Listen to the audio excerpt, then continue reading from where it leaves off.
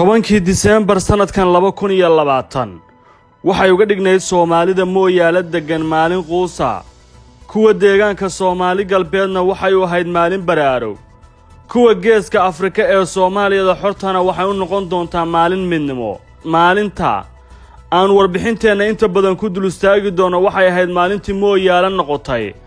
marinka Mombasa iyo labada caasimadood ee Nairobi iyo Addis Ababa isku xirtaa mooyaala ka sokow inay tahay magaalo xuduudeedka Oromada iyo Soomaalida dhanka koonfurta haddana waxay tahay magaalo halgan oo ku usirsan jinsiga Soomaalida waa magaalo taariikheed ay dadka Soomaalidu dagaal soo jireen kula galeen qowmiyadda Booranta oo kamid ah Oromada dariska la Soomaali galbeed ka sokow taariikhda hore mooyaala markan waa marin muhiim u ah nolosha Soomaalida waana marinka ugu casirsan ee geeska la dhisay waxa uu xiriirin doonaa badda Hindiya Mombasa oo Kenya Nairobi iyo Addis Ababa oo Itoobiya waa jidka caagan Soomaalida sida muuqata qorshaha loo dhisanayana waa in la helo dariiq Soomaalida geeska degta looga maarmo mooyaala maxay uga dhigan tahay Soomaalida waa magaalo xuduudeed xiriirsan labada dal ee Kenya iyo Itoobiya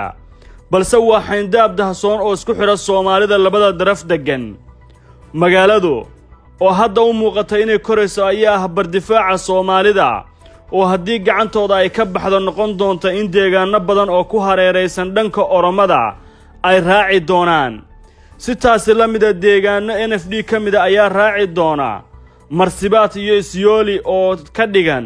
in labada dhinac dhul Soomaali lagu waayi doono mooyaale oo gacanta Soomaalida ka baxda haddii ay dhacdo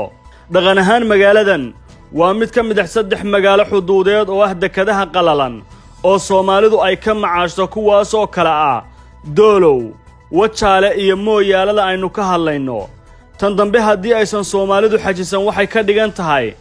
in labada hore ee manfac iyo macaash aan laga heli doonin waana dagaal siyaasadeedka khayraadka ku saabsan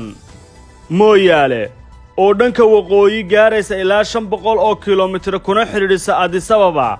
ayaa dhanka kalena koonfur soconaysa wadada weeyaana ilaa magaalada Isioli oo in ka badan 503 kiiloomitir u jirta dhaqaale ahaan mashruuca waxa bixinaya Banka Horumarinta Afrika waana mashruucii ugu weynaa ee dhanka horumarinta ee laga sameeyo geeska Afrika mashruuca ayaa noqon doona mid kor u qaada kaabayaasha dhaqaalaha ee dalalka geeska faa'iidooyinka marindhuleedkuna wuxuu noqon doonaa dalalka ku midaysan suuqa xorta ee bariga Afrika in wax soo saarkooda si fudud isugu gudbo lana helo khatareen oo degdeg oo alaabta u kala safriya dalalkan 2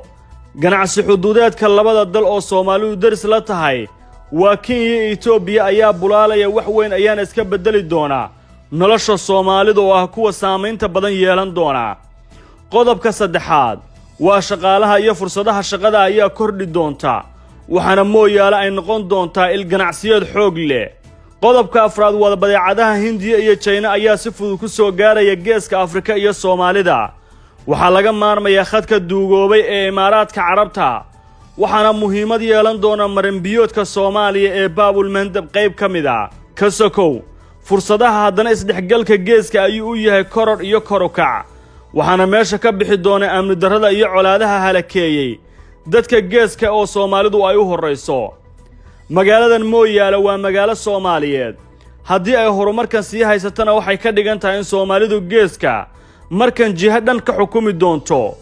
mooyaale Djibouti iyo marinka badda casilaa Hindiya oo ah Xamar Berbera iyo Boosaaso ay ugu horeeyaan